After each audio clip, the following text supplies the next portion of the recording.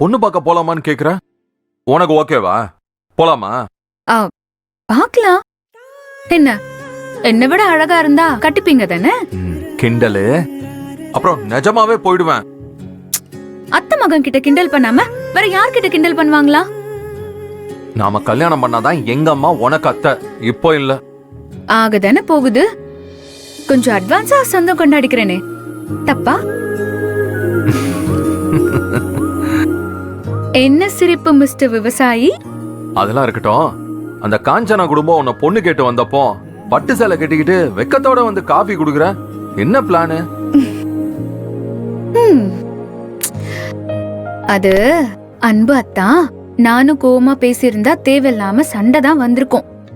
அத்தை டென்ஷன் ஆவாங்க, தாத்தாவுக்கு பிபி எகிரும், நீங்க வயலன்ஸ்ல இறங்குவீங்க. அதெல்லாம் நடக்காம இருக்கணும். அதனாலதான் அப்படி